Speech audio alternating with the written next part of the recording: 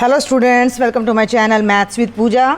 इस लेक्चर में बेटा मैं क्लास 12th के स्टूडेंट्स को आज 29/9/2022 को कंडक्ट हुए हाफ़ ईयरली एग्ज़ाम वाले क्वेश्चन पेपर का सॉल्यूशन कराने जा रही हूँ। अगर स्टूडेंट्स ने अभी तक भी मेरे चैनल को सब्सक्राइब नहीं किया है तो पहले चैनल को सब्सक्राइब करें ताकि मेरे द्वारा डाले गया कोई भी वीडियो आपको सबसे पहले मिल जाए। इससे पहले मैंने आपको हाफ़ ईयरली का सैम्पल पेपर भी कराया था और काफ़ी दिन पहले मैंने डाल दिया था, लेकिन आपने देखा होगा कि 5 नंबर का एक क्वेश्चन, दोनों 10 के बल्कि उसी पैटर्न पर आए थे। एक क्वेश्चन तो बिल्कुल सेम था जो मैंने डाला था, ठीक है, और भी काफ़ी शॉर्ट क्वेश्चन उसमें से मैच कर रहे थे। तो चलिए जल्दी से हम आ जाते हैं क्वेश्चन पेपर पर। ये रहा सितंबर 2022 क्लास 12th मैथ, सारी इंस्ट्रक्शंस एज इट इज़ जो पहले आप पढ़ चुके हो। तो सेक्शन ए सबसे पहले 1 से 10 तक पर कहता है कि राइट का निशान लगाएं। डिटरमिन पहला क्वेश्चन है, determine whether the relation R in R, ये है set of real numbers defined as R is equal to A B where A is less than equal to B is reflexive, symmetric और transitive. और ये 4 आपके option हैं। तो देखो बेटा, सेट ऑफ रियल नंबर्स पर रिलेशन डिफाइन किया गया है। और रिलेशन क्या है? रिलेशन में 2 एलिमेंट्स ए और बी इस तरह से हैं कि A is less than equal to B. सबसे पहले आपने रिफ्लेक्सिव चेक करना है। रिफ्लेक्सिव का क्या तरीका होता है कि दोनों जगह सेम एलिमेंट्स रख के देखो। अगर मैं ए की जगह बी की जगह ए रखूँ तो क्या ए लेस देन इक्वल टू ए होता है? बताइए भाई। ए से लेस नहीं होता लेकिन इक्वल तो होता है। ए से लेस नहीं होता, लेकिन इसका मतलब क्या है कि ए इज लेस देन और इक्वल टू ए। तो लेस देन तो नहीं है लेकिन इक्वल टू है, यानी कि ए इस कंडीशन को पूरा कर रहा है। ए का जो पेयर है वो आर को बिलोंग कर रहा है। इसका मतलब क्या है कि हमारा जो रिलेशन है वो रिफ्लेक्सिव हो गया। सिमेट्रिक पे आ जाओ। सिमेट्रिक के लिए हमें क्या करना पड़ता है कि हम 2 एलिमेंट्स ए और बी ऐसे लेते हैं जो कि ऑलरेडी रिलेटेड होते हैं। ऑलरेडी रिलेटेड है इसका मतलब ए बी या A is less than equal to B है। तो क्या उल्टा भी हो जाएगा? अगर ए बी या बी से लेस है, ए अगर बी के बराबर है या बी से लेस है, दोनों के लिए ट्रू होना चाहिए, बराबर पे तो चल जाएगा भाई। अगर ए बी के बराबर है तो बी ए के बराबर तो हो जाएगा, लेकिन अगर ए बी से लेस है तो बी ए से लेस नहीं हो सकता। हम रिलेशन को रिवर्ट नहीं कर सकते। इसका मतलब बी ए आर को बिलोंग नहीं करेगा, तो ये रिलेशन सिमेट्रिक नहीं होगा। और ट्रांजिटिव की बात करूं तो मान लिया ए बी से रिलेटेड है, और जिन बच्चों को, कुछ बच्चों के मैसेज आ रहे हैं कि फर्स्ट चैप्टर समझ नहीं आ रहा, तो आप फर्स्ट चैप्टर समझने के लिए आप मेरे लेक्चर्स देखिए। मैंने पूरा चैप्टर बहुत डीपली, बहुत अच्छे तरीके से समझा रखा है, और मैं गारंटी लेती हूँ कि अगर आप सारे लेक्चर ध्यान से देखेंगे, समझेंगे, तो आपको अच्छे से जो है फर्स्ट चैप्टर समझ आ जाएगा। बेस के लिए आप 11th क्लास के लेक्चर्स भी देख सकते हो। ए बी से रिलेटेड है, बी सी से, इसका मतलब A less than equal to B है, B less than equal to C है।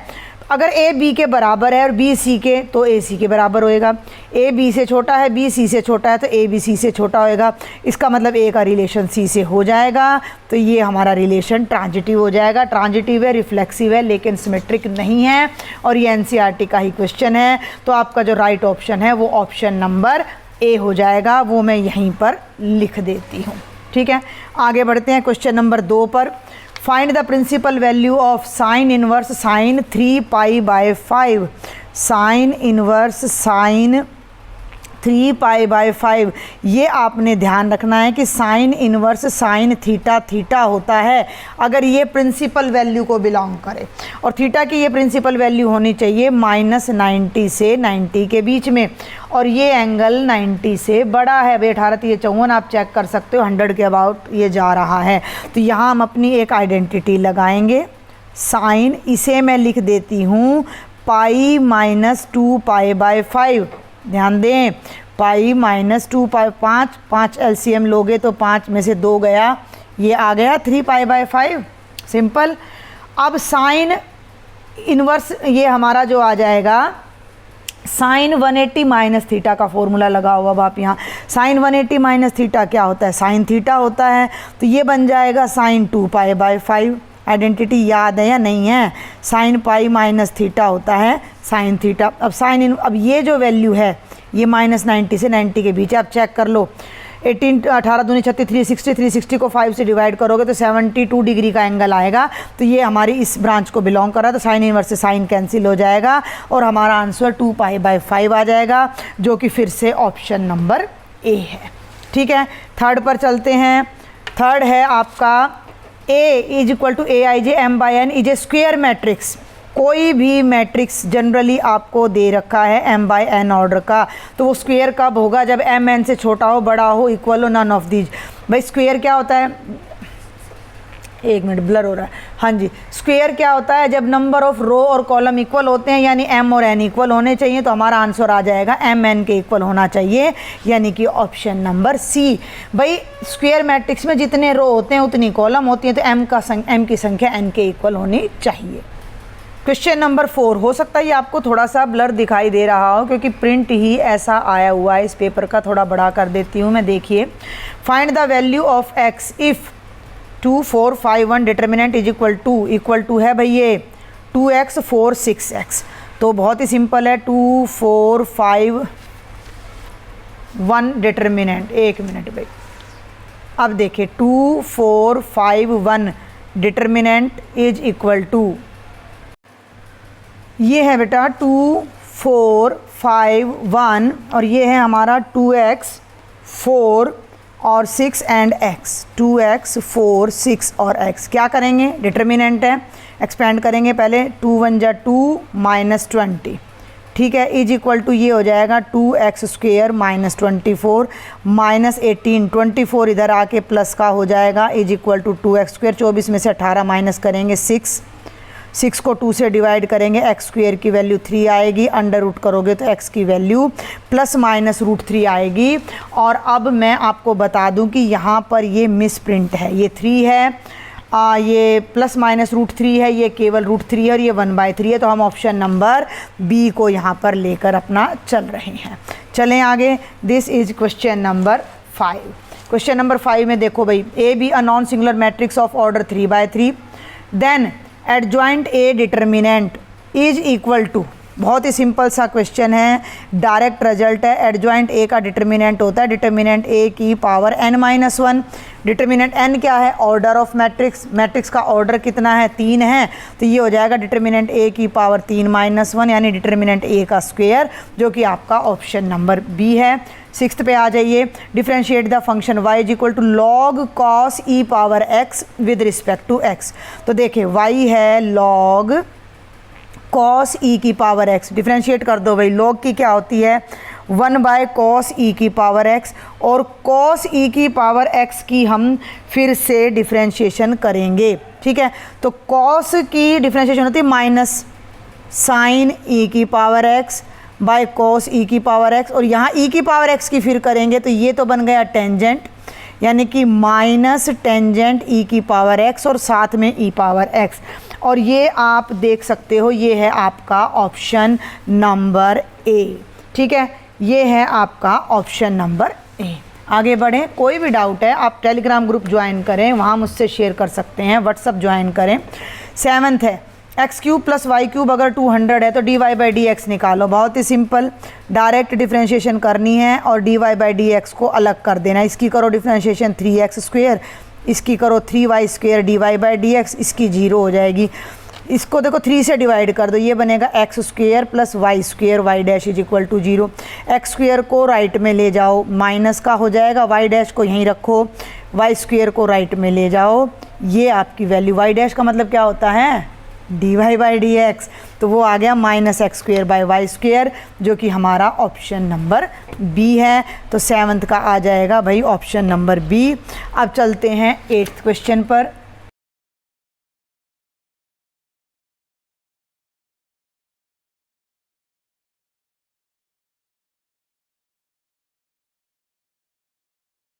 छुपा हुआ है द रेडियस इज इंक्रीजिंग। जब भी इंक्रीजिंग लिखा है, रेट ऑफ चेंज लिखा है, इसका मतलब हमें रेडियस की डिफ्रेंशिएशन दे रखी है 0.7 सेंटीमीटर पर सेकेंड। इस लाइन का क्या मतलब है? इस लाइन का मतलब है हमें दे रखा है dr/dt इज 0.7 सेंटीमीटर पर सेकेंड। सेकेंड है ना, तो टाइम के रिस्पेक्ट में। What is the rate of change of its circumference? भाई सर्कल की सरकमफ्रेंस क्या होती है? c 2πr।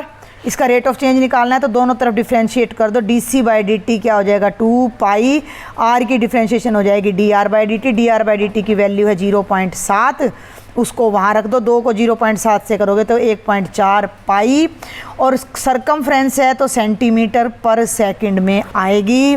तो हमारा जो राइट आंसर है वो ऑप्शन नंबर सी हो जाता है। ठीक है, अब हम बढ़ते हैं क्वेश्चन नंबर 9 पर। क्वेश्चन नंबर 9 थोड़ा ध्यान से करना है। The interval in which the function y is equal to x square e की पावर माइनस एक्स है। भैया मैंने पहले ही बोल दिया, प्रिंट बहुत लाइट है। X square is two power minus x is increasing. ये फंक्शन जिस इंटरवल में इंक्रीजिंग है, इन चारों में से वो इंटरवल हमने बताना है। तो y हो गया एक्स स्क्वेयर ई की पावर माइनस एक्स, इसको मैं y की जगह एफ एक्स लिख लेती हूँ। अगर कोई फंक्शन इंक्रीजिंग होता है तो उस इंटरवल में डेरिवेटिव पॉजिटिव होना चाहिए। ठीक है, तो सबसे पहले निकाल लो भाई इसका derivative. First function as it is, second की डिफ्रेंशिएशन हो जाएगी ये, प्लस ई की power minus x as it is differentiation हो जाएगी 2x। ठीक है, अब आप देखो इसमें से e की पावर माइनस एक्स कॉमन ले लो, तो पहले मैं ये वाली टर्म लिख रही हूँ, ये हो गया 2x और ये हो गया माइनस एक्स स्क्वेयर। अब ये क्या होना चाहिए, 0 से बड़ा। अब बहुत ध्यान से देखना है, ये जो डेरिवेटिव है ये इन दोनों की प्रोडक्ट है, लेकिन ये टर्म ऑलवेज पॉजिटिव रहती है। आपको पता होना चाहिए कि e की पावर x ऑलवेज पॉजिटिव होता है, चाहे x पॉजिटिव हो, चाहे x नेगेटिव हो, चाहे x 0 हो। तो ये तो पॉजिटिव आ गया। अब अगर हमारा फंक्शन इंक्रीजिंग करना है तो ये टर्म पॉजिटिव आनी चाहिए, यानी 2x माइनस एक्स स्क्वेयर 0 से बड़ा आना चाहिए। क्लियर है? इसको मैं उल्टा कर देती हूँ, यानी एक्स स्क्वेयर माइनस 2x 0 से छोटा होना चाहिए। नेगेटिव कर दिया मैंने भाई, कोई नंबर अगर 0 से बड़ा है तो उसका नेगेटिव कर दिया मैंने, माइनस कॉमन ले लिया, और माइनस कॉमन लेने से इनइक्वालिटी का साइन चेंज हो जाता है। तो इसमें से x कॉमन लिया, x into x minus 2 negative होना चाहिए। अब इसको सॉल्व करके हम इंटरवल निकालेंगे, यही हमें ज़्यादा इजी पड़ने वाला है, अदर मेथड से ये लंबा पड़ेगा। इन दोनों की प्रोडक्ट देखो, यहाँ दो केस बनेंगे, x into x minus 2 negative हो। दो की प्रोडक्ट नेगेटिव कब होगी, जब उनमें से एक नंबर पॉजिटिव हो और एक नेगेटिव हो। तो या तो x ने पॉजिटिव होना है एंड x माइनस 2 ने नेगेटिव होना है। ध्यान से सुन लो, ये पॉजिटिव होना चाहिए और ये नेगेटिव होना चाहिए। ध्यान से देखना, तो x पॉजिटिव हो गया और इसको इधर ले गए, x 2 से छोटा हो गया। x 0 से बड़ा है, 2 से छोटा है। देखते हैं नंबर लाइन पर, एंड का मतलब कॉमन पॉइंट्स, क्या ऐसा पॉसिबल है? 0 से बड़ा, 2 से छोटा, हाँ ये 2 ये है भाई, 2 ये है, 2 से छोटा, हाँ ये तो पॉसिबल है। 0 से बड़ा और 2 से छोटा, तो ये तो कॉमन इंटरवल आ गया। कौन सा इंटरवल आ गया? 0 से 2 का। अब इसको चेक करते हैं, उल्टा ले लेते हैं भाई। यहाँ मैंने x को पॉजिटिव लिया, यहाँ मैं ले लेती हूँ कि x नेगेटिव होना चाहिए और x minus 2 positive. x negative होना चाहिए और x 2 से बड़ा। अब नंबर लाइन पे चेक करो कि x 0 से छोटा हो, 2 से बड़ा हो, क्या इन दोनों में कोई पॉइंट कॉमन मैच कर रहा है? नहीं कर रहा, तो दिस इज नॉट पॉसिबल। भाई दोनों का कॉमन सॉल्यूशन तो कोई आ नहीं रहा, तो ये तो पॉसिबल है नहीं। ये पॉसिबल है कि अगर x 0,2 को बिलोंग करेगा तो ये पूरी की पूरी जो प्रोडक्ट है हमारी नेगेटिव आएगी, यानी ये पॉजिटिव आएगी, यानी डेरिवेटिव पॉजिटिव आएगा। और जब डेरिवेटिव पॉजिटिव आएगा तो फंक्शन इंक्रीजिंग होगा, तो कौन से इंटरवल में होगा? 0 to 2 में, और 0 to 2 आपको दे रखा है option number D. I hope कि आपको ये समझ आया होगा। आगे चलते हैं क्वेश्चन नंबर 10 पर। बहुत ही सिंपल क्वेश्चन है। Value of the given integral e is two power tangent inverse x by 1 plus x square d x is. साफ दिखाई दे रहा है कि ये सब्स्टिट्यूशन का क्वेश्चन है। एक बच्चे ने मुझसे पूछा था मैम कैसे पता लगेगा कि किसको टी पुट करना है। अब भाई साफ दिखाई दे रहा है, टेंजेंट इनवर्स एक्स की डिफरेंशिएशन क्या होती है? 1 बाई 1 प्लस एक्स स्क्वेयर। तो हम इसमें क्या करते हैं, हम इसमें टेंजेंट इनवर्स एक्स को जेड रख लेते हैं, दोनों तरफ डिफरेंशिएट करेंगे तो 1 by 1 plus x square d x क्या बन जाएगा? D Z.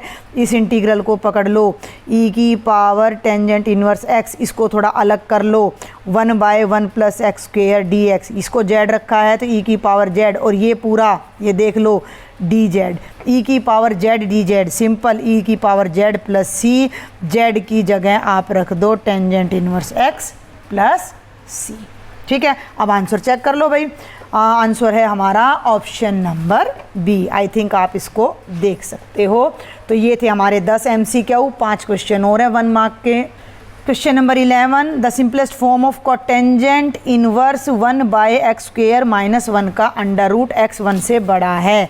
इस तरह के क्वेश्चन करने के लिए, सिंपल करने के लिए हमें यहाँ पर कोई ना कोई ट्रिग्नोमेट्रिक वैल्यू पुट करनी है, जिससे ये अंदर की पूरी टर्म टेंजेंट या कोटेंजेंट में कन्वर्ट हो जाएगी, जिससे कोटेंजेंट इनवर्स से वो टेंजेंट या कोटेंजेंट कैंसिल हो जाएगा और हमारा सॉल्यूशन सिंपल फॉर्म में आ जाएगा। तो जब भी मैं बताती हूँ कि x आगे हो तो आपने कभी भी साइन कोस तो यूज ही नहीं करना है। एक बहुत सिंपल सा रिजल्ट है, सीकेंट स्क्वेयर x - 1 होता है टेंजेंट स्क्वेयर x। तो हम यहाँ x की जगह पुट कर लेते हैं टेंजेंट t। ध्यान दो, तो कोटेंजेंट इनवर्स 1/√ऑफ ये बन गया, टेंजेंट नहीं भाई, सॉरी गलत बोल गई मैं, सीकेंट t, तो ये बन गया सीकेंट स्क्वेयर t - 1। ठीक है, आगे चलें तो ये हो जाएगा 1/सीकेंट स्क्वेयर t हो जाता है टेंजेंट सीकेंट स्क्वेयर t - 1। अभी आइडेंटिटी बताई है, टेंजेंट स्क्वेयर t का अंडर रूट, स्क्वेयर से अंडर रूट कट गया, ये बन गया कोटेंजेंट इनवर्स 1/टेंजेंट t। 1/टेंजेंट t को जब आप रिवर्ट करोगे तो वो बनेगा कोटेंजेंट t। कोटेंजेंट इनवर्स से कोटेंजेंट कट के t आ जाएगा और t की वैल्यू आ जाएगी सीकेंट इनवर्स x। यहाँ से देख लो, x सीकेंट t है तो t हो जाएगा सीकेंट इनवर्स x। ये था क्वेश्चन नंबर 11। ठीक है, आगे बढ़ते हैं अब हम। क्वेश्चन नंबर 12 मैट्रिक्स का है, a है cos alpha minus sine alpha, sine alpha cos alpha और a plus a dash identity है, तो अल्फा की वैल्यू निकालें। डायरेक्ट कर रही हूँ मैं, a plus a dash identity है, a है हमारा cos alpha minus sine alpha cos alpha, इसका ट्रांसपोज कर दो, कॉस अल्फ़ा ये नीचे आ जाएगा माइनस साइन, ये रो कॉलम बन जाएगी साइन अल्फ़ा कॉस अल्फ़ा और आइडेंटिटी ये बन जाएगा। जब आप इन्हें ऐड करोगे कोस अल्फ़ा 2 कोस अल्फ़ा, ये दोनों हो जाएंगे 0, ये दोनों हो जाएंगे 0, 2 cos अल्फ़ा 1 0 0 1। इक्वालिटी से, due to equality of 2 matrices, 2 cos alpha 1 हो जाएगा, cos अल्फ़ा 1/2। अब cos अल्फ़ा की वैल्यू 1/2 चेक कर लो कितने पे होती है, 60 डिग्री पे होती है। 60 डिग्री का मतलब हमारा आंसर आ जाएगा π/3। तो सिंपल सा क्वेश्चन था। क्वेश्चन नंबर 13, अगर कुछ बच्चों ने मेरे रिवीजन वीडियो देखे हों तो उनमें मैंने इनके लिए बिल्कुल डायरेक्ट बता रखा है, value of k for which this function is continuous at 2। ये लेस देन 2 है लेफ़्ट लिमिट के लिए, ये 2 पे वैल्यू, राइट लिमिट आपको कुछ नहीं चेक करना, आपने यहाँ 2 रखना है, 2 2 4 + 1 5 की वैल्यू के इक्वल आ जाएगी, कुछ भी नहीं करना। अगर फंक्शन कॉन्टीन्यूस हो, left hand limit right hand limit और वैल्यू बराबर होती हैं। अगला जो बुक वाला है वो तो खुद ही कह रहा है कॉन्टीन्यूस है, तो आप क्यों अपना दिमाग खर्च करोगे। आप सिंपल यहाँ 2 पे कॉन्टीन्यूटी के लिए लेफ्ट लिमिट चेक करो, तो यहाँ 2 रखो, 2 2 4 + 1 5 आ गया, वैल्यू कितनी है के, तो के की वैल्यू कितनी आ जानी चाहिए, वेरी सिंपल 5 आ जानी चाहिए। 14th क्वेश्चन पे चलते हैं। The slope of tangent to the curve y = 2x² + 3 sin x at x = 0 as.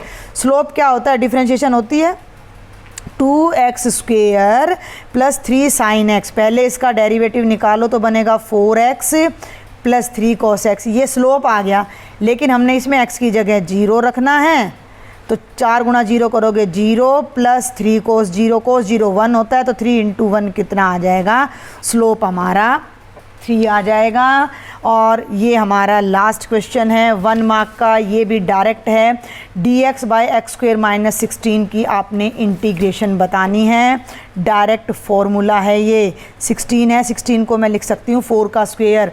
हमारे पास फॉर्मूला होता है dx/x² - a² is 1/2a log of x - a/x + a + c। तो ये हो जाएगा 1/2, a की जगह 4 आ जाएगा, log of x - 4/x + 4 + c।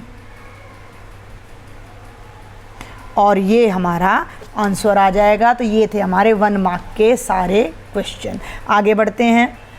Question number 16, show that function f from r to r यानी real to real f(x) is equal to 3 minus 4x for all x belong to r is 1 1। बहुत ही simple सा question है। f function है r से r पर, f(x) हमें दे रखा है 3 माइनस 4x। 1 1 के लिए हम क्या चेक करते हैं, हम चेक करते हैं कि if f of x1 f of x2 के इक्वल है तो x1 x2 के इक्वल आना चाहिए। ठीक है, मैंने रिवीजन वीडियो में प्रीवियस ईयर के क्वेश्चंस की जो वीडियोज हैं उनमें सब में ये सब करा रखा है। तो हम ले लेते हैं let x1 and x2 belongs to r such that f of x1 is equal to f of x2। तो ये f ऑफ x है, तो f ऑफ x1 क्या बनेगा, 3 minus 4x1 is equal to 3 minus 4x2, 3 से 3 cut गया, minus 4x1 is equal to minus 4x2, minus 4 से minus 4 cut गया, x1 x2 के इक्वल आ गया।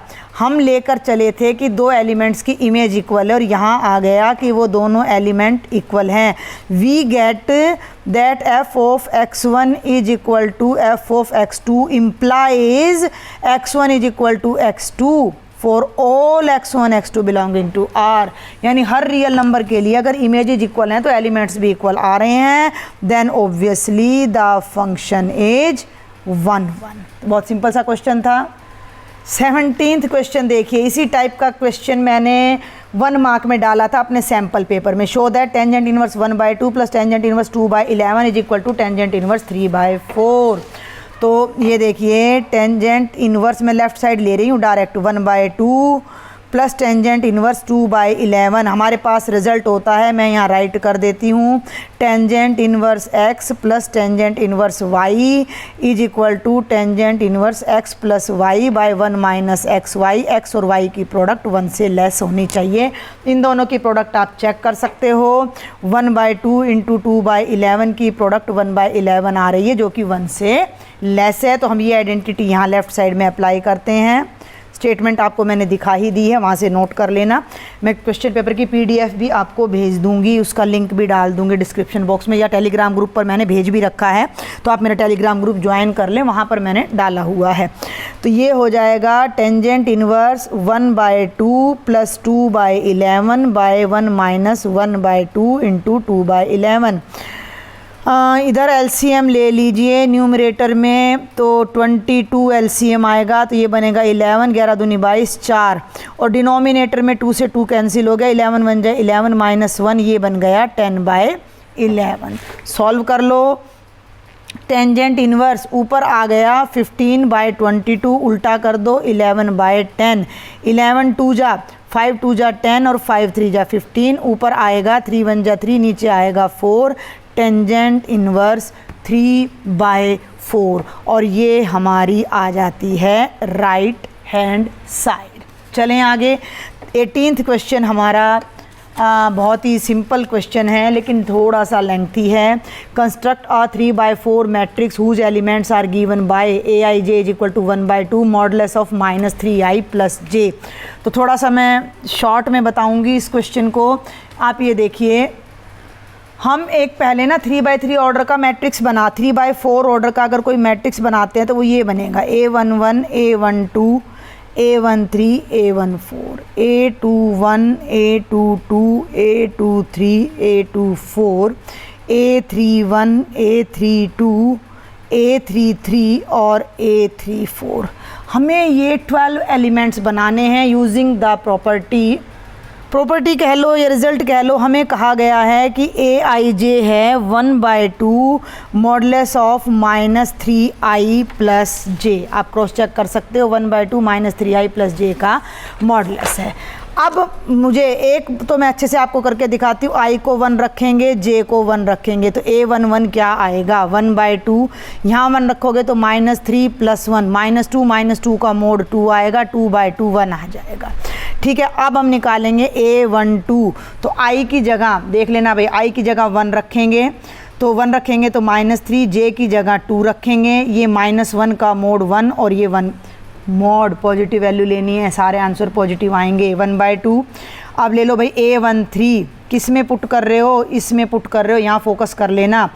तो 1/2 ए की आई की जगह 1 तो माइनस का 3 जमा 3 0/2 यानी 0 और A14 आई की जगह 1 -3 + 4 4 में से 3 गया 1 1/2। 4 एलिमेंट्स तो ये आ गए, 4 इसके पैरेलली निकाल देती हूँ 2 1 1/2। ध्यान देना आई के प्लेस पर 2 रखोगे तो 3 को 2 से करोगे 6 -6, जे के प्लेस पर 1 -5 का मॉडुलस करोगे तो 5/2 आ जाएगा। आगे बढ़ो भाई A22 तो 1/2, यहाँ भी 2 रखना है, 2 3 जा 6 + 2 6 में से दोगे 4 -4 को 2 से डिवाइड करोगे 4/2 प्लस का आ जाएगा ये 2 आ जाएगा। आगे बढ़ें A23 थोड़ा सा लंबा है, थोड़ा शांति से करना, इतना भी लंबा नहीं है। तो 3 यहाँ 2 रखना है, 2 3 जा 6 -6 + 3 -6 में से 3 माइनस करेंगे 3/2 आ जाएगा। और A24 जब आप लोगे तो 1/2, भैया यहाँ 2 लोगे तो 2 3 जा 6 और +4 -2 को 2 से डिवाइड करोगे 1 आ जाएगा। 4 एलिमेंट्स ये हो गए और 4 ये हो गए 8। अब आगे आ जाइए A31, आपका सारा ध्यान यहीं पर होना चाहिए, मैं इसी रो में करवा दूंगी मेरी फिंगर पर, इस ब्लॉक पर। 1/2 आई की जगह 3 रखोगे तो 3 3 9 3 3 9 -9 + 1 -8 का मॉडुलस 8/2 यानी 4 आ गया। जब आप A32 की बात करते हो तो यहाँ 3 रखोगे -9 + 2 ये आ जाएगा बेटा जी 7/2। A33 की बात करते हैं तो 3 रखने से तो वही माइनस का 9 आएगा प्लस 3 आएगा 6/2, 2 3 6 आ जाएगा, 2 3 जा 6 और ये लास्ट है A34 1/2 -9 + 4 यानी 5/2। और जो हमारा मैट्रिक्स A था, देखो एक बार मैं दिखा दूँ, जो मैंने ये बनाया हुआ यहाँ देखो नीचे कॉर्नर में दिख रहा है, ठीक है। इसमें हम इन सारी वैल्यूज़ को पुट कर देंगे तो हमारा मैट्रिक्स क्या बन जाएगा 1 1/2 0 1/2। A21 है 5/2, फिर ये 2 है, फिर ये 3/2 और 1। A31 4 7/2 3 और 5/2। तो ये हमारा कितने नंबर में डाल रखा है इसने ये वाला क्वेश्चन 2 मार्क्स में डाल रखा है। भाई 2 मार्क्स के अकॉर्डिंग है, थोड़ा सा ये लेंथी बट मुश्किल बिल्कुल भी नहीं है, ठीक है। अब हम चलते हैं 3 मार्क्स के क्वेश्चन पर। क्वेश्चन नंबर 19, एक A दे रखा है 3 2 1 1। Find the numbers A and B such that A² + AA + BI = 0। ये 0 नंबर नहीं है, 0 मैट्रिक्स है। A है 3 2 1 1। ध्यान देना है भाई, A है 3 2 1 1। मैं यहीं पर A² फाइंड कर लेती हूँ, ठीक है। 3 2 1 1, थोड़ा बहुत एक आधा स्टेप छूट रहा है तो वो आपने कर लेना है। ऐसे रो को कॉलम से मल्टीप्लाई करेंगे तो 3 3 जा 9 + 2, इसको करेंगे 6 + 3 2 जा 6 + 2 आएगा भाई, ठीक है। और फिर देख लें एक बार 9 + 2 6 + 2 और 1 3 जा 3 + 1 और 1 2 जा 2 + 1। तो A² हमारा आ जाता है 11 8 4 और 3। अब जो रिजल्ट हमें दिया गया उसको पकड़ते हैं, A² + AA + BI = 0 मैट्रिक्स। तो यहाँ तो A² रख दो 11 8 4 3। A यहाँ मैट्रिक्स A की वैल्यू रख दो प्लस B यहाँ मैट्रिक्स आइडेंटिटी की वैल्यू रख दो, ठीक है। सॉल्व करते जाओ 11 4 8 3। A को अंदर ले जाओ 3A 2A 1 से करोगे AA। B को भी अंदर ले जाओ B 0 0 B = 0। तीनों मैट्रिसेस को आप आपस में जोड़ दो तो ये बनेगा देखो 11 + 3A + B, ये बनेगा 8 + 2A और यहाँ तो 0 है, इधर 0 मैट्रिक्स है तो 0 0 0 0 आएगा 2/2 ऑर्डर का। 4 + A + 0 तो ये तो 4 + A आएगा और ये बनेगा 3 + A + B। यहीं पर मैं इस क्वेश्चन को करा रही हूँ, दोनों 2 मैट्रिसेस हैं 2/2 ऑर्डर के इक्वल हैं। किसी को भी पकड़ लो, मैं ये ले रही हूँ, मुझे ये आसान लग रहा है। सभी कॉरस्पॉन्डिंग एलिमेंट्स इक्वल होते हैं, जब 2 मैट्रिक्स इक्वल होते हैं तो ये एलिमेंट इसके इक्वल होएगा तो 4 + A 0 के इक्वल होएगा तो A की वैल्यू कितनी आ गई -4। ख़त्म। अब यहाँ आ जाओ, ये इसको पकड़ लो 3 + A + B 0 होएगा, A की वैल्यू रख दो इसमें 3 - 4 प्लस बी 0 होएगा, 3 में से 4 गया, -1 प्लस बी 0 होएगा, 1 को राइट में ले जाओ, बी की वैल्यू 1 आ गई और ए की वैल्यू -4 आ जाती है। बहुत ही आसान सा क्वेश्चन था। Question number 20 differentiation implicit form है, अलग अलग नहीं कर सकते। Find dy by d x of the function y power x is equal to x power y। Logarithm से होगा x पावर y। जब बेस में भी वेरिएबल हो, पावर में भी वेरिएबल हो, तो हम लॉग अप्लाई करते हैं। तो taking log both sides, taking log both sides, तो यहाँ पर लॉग ले लेंगे, लॉग ऑफ y की पावर x, y है भैया, और लॉग ऑफ x की पावर y। लॉग में फॉर्मूला होता है पावर आगे आ जाती है, तो ये आगे आ जाएगा x गुणा log y, y into log x। ठीक है, अब आप इसको डिफ्रेंशिएट कर दो बाय पार्ट्स, नहीं मल्टीप्लिकेशन रूल से, differentiating both sides u into V से। First as it is log y की डिफ्रेंशिएशन हो जाएगी 1 बाय y, साथ में आ जाएगा dy by d x, plus log y as it is x की 1, y as it is 1 by x, और log x as it is y की हो जाएगी dy बाई डी एक्स। दोनों को इकट्ठा कर लो, किन किन को, dy बाई डी एक्स वाली टर्म को। ये बनेगा x बाई वाई, इधर log x इधर आएगा, माइनस हो जाएगा, सारे के साथ कॉमन आ जाएगा dy by d x. Right में क्या बचेगा, y by x minus log y। LCM ले लो y को, ये बनेगा x minus y of log x, ध्यान देना है, y of log x dy by d x.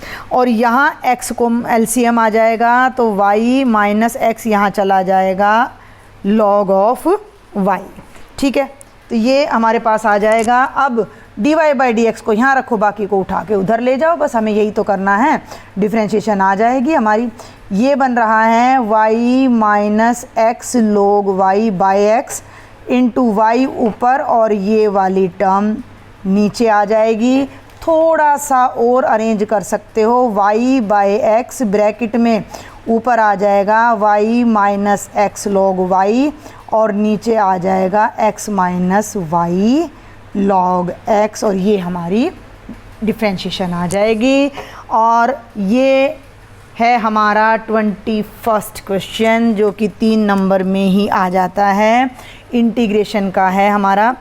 Integrate, ये आसानी है वैसे, एक्स स्क्वेयर बहुत आसान है, प्लस 2x प्लस 2 का अंडर रूट। ध्यान देना, dx बाय, इसको मैं अलग अलग कर रही हूँ, बहुत ही आसान है। 2 की जगह मैं 1 + 1 लिख दूँ भाई, इस 2 की जगह मैं 1 + 1 लिख दूँ, किसी को कोई एतराज़ थोड़ी ही है। ज़रा इस ब्रैकेट को देखो, ये ब्रैकेट क्या है, ये ब्रैकेट अगर आप ध्यान से देखो तो ये x + 1 का कंप्लीट स्क्वायर है, और 1 को मैं लिख सकती हूँ 1 का स्क्वायर का अंडर रूट। अब आप चाहो तो इसको पुट कर सकते हो, क्या पुट कर सकते हो, x + 1 को z पुट कर दो, वैसे ज़रूरत बिल्कुल नहीं थी। तो dx जमा 0 यानी dx dz बन जाएगा। और ये जो इंटीग्रेशन है, जिसे हम i नाम दे देते हैं अब बाद में, तो ये इंटीग्रेशन हमारी क्या बन जाएगी, dx की जगह आ जाएगा dz, और ये आ जाएगा z स्क्वायर प्लस 1 स्क्वायर, दिख रहा है आपको, और का अंडर रूट। अब ये डायरेक्ट फॉर्मूला है। अब हमारे पास फॉर्मूला है integration of 1 by x square plus a square का under root D x is equal to log mod of x plus x square plus a square का अंडर रूट प्लस में C. ठीक है, तो यहाँ पर डायरेक्ट लग जाएगा, ये हो जाएगा log mod of Z plus Z square plus 1 square का under root plus C. Z हमने पुट किया था, तो जेड की जगह x + 1 को वापस रख दो, ये हो जाएगा x + 1 प्लस अंडर रूट में, ये अंडर रूट है, x + 1 का स्क्वेयर प्लस 1 मॉडलेस प्लस सी। इसको जब खोलोगे तो वही टर्म वापस आ जाएगी, ये हो गया x + 1, और ये अंडर रूट में हो गया x square plus 2x plus 2 plus c। तो ये था हमारा 3 मार्क्स के क्वेश्चन सारे के सारे। इस लेक्चर को मैं बेटा यहीं कंक्लूड करूंगी, क्योंकि जो हमारे 5 मार्क्स के क्वेश्चन हैं वो 4 हैं and these are lengthy question, तो इतना ही टाइम उन चारों में लग जाएगा। तो अगले पार्ट में मैं उनका सॉल्यूशन आपको दे दूंगी, जल्दी ही, बहुत जल्द मैं आपको दे दूंगी। तब तक आप इस पार्ट को देखें, पसंद आए तो ज़्यादा से ज़्यादा शेयर करें और चैनल को सब्सक्राइब करना ना भूलें। Thank you.